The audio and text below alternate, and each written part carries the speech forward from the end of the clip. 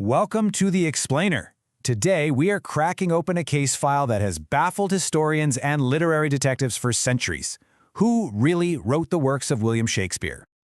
All right, so here's how we're going to tackle this. First, we'll look at the central paradox of the man himself. Then we'll lay out the case against the actor from Stratford. We'll introduce a new, very compelling suspect. And then we dive into a world of hidden codes and secret societies. So right at the heart of this whole mystery is this huge, glaring contradiction. The source material we're looking at today makes a powerful argument that there's just no way the man we know from the history books could have been the genius who wrote the plays. Just take a look at this. On one side, you've got William Shakspere, the man, a businessman from a small town. His parents couldn't even sign their own names. On the other side, the author, a literary giant who knew multiple languages, understood the complex inner workings of royal courts and law, and was a deep philosopher. The theory is simple. How can these two possibly be the same person? Okay, so let's really dig into the official story for a minute. When you start to scrutinize the life of William Shakespeare of Stratford, you start to see some pretty big holes. You have to ask, if this guy was the author, where's the proof? I mean, think about it. For arguably the greatest writer in the English language, the paper trail is, well, it's practically non-existent. Not one handwritten manuscript of a play or a poem has ever been found. His will lists his beds and his bowls, but not a single book. It's strange. And this quote from author Ignatius Donnelly just hits it home, right? It brings it down to a really personal, human level. If your entire life, your fame, your fortune, was built on the power of words, why in the world would you let your own daughter grow up unable to read them? And his career?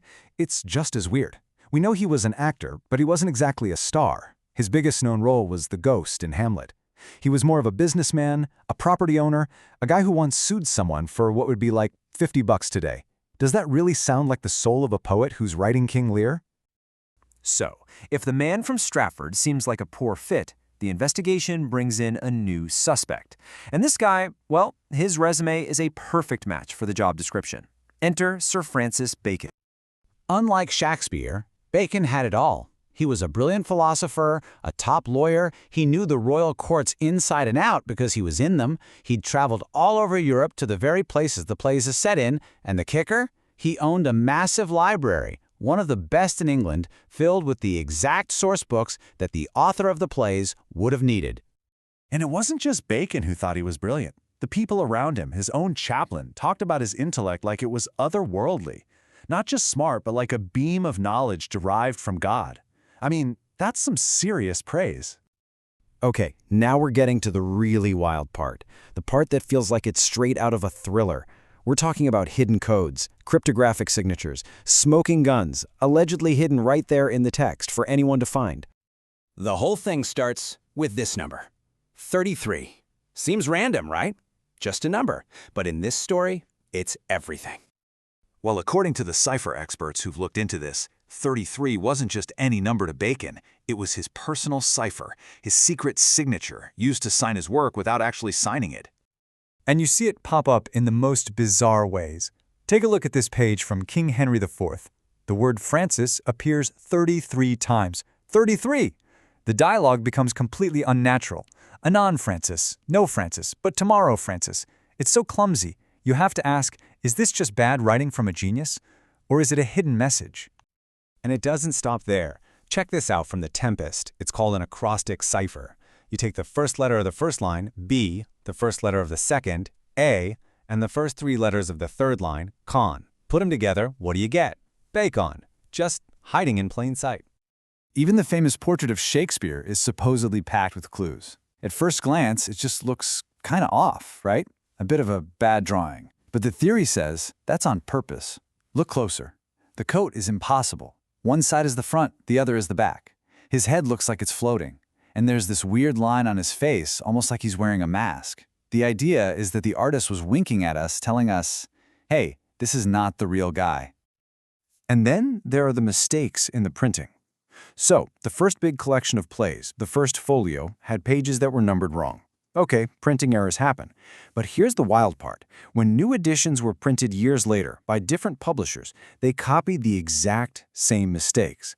Why would you do that? Unless they weren't mistakes at all. They were keys. So, this is where the story blows up. It stops being about one man hiding his identity and becomes about a whole secret society and a motive that goes way beyond just writing some plays.